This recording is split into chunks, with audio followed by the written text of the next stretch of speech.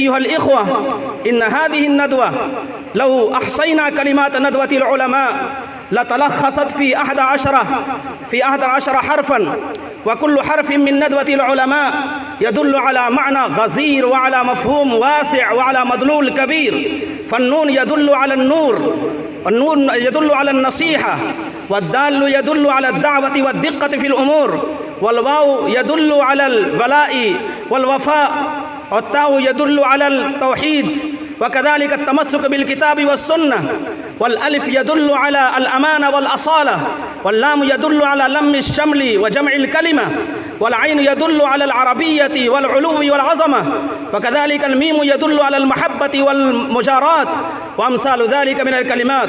كل الكلمات لو أحصينا هذه الكلمة وذكرنا معكم تفصيل هذه الأشياء لطال بنا الوقت، فنقول هذه الندوة هي التي خرجت على العلامة السيد سليمان الندوي، وهي التي خرجت الإمام أبا الحسن علي الحسني الندوي، هي التي خرجت الشيخ مسعود عالم الندوي، هي التي خرجت الشيخ محمد الرابع الحسني الندوي، هي التي خرجت الشيخ محمد الحسني الندوي.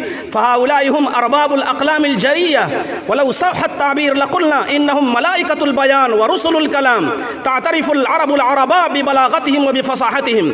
أيها الإخوة، تعرفون أنتم إن هناك طريقين منهجين لتعليم اللغة العربية: الطريقة المباشرة والطريقة غير المباشرة، direct method and indirect method. كلتا الطريقتان نافعتان خاصة في شبه القارة الهندية، لكن التجربة تقول إن الطريقة المباشرة لتعليم اللغة العربية هي الطريقة الفطرية، هي الطريقة الطبيعية، هي الطريقة القوحة، هي الطريقة الخالصة.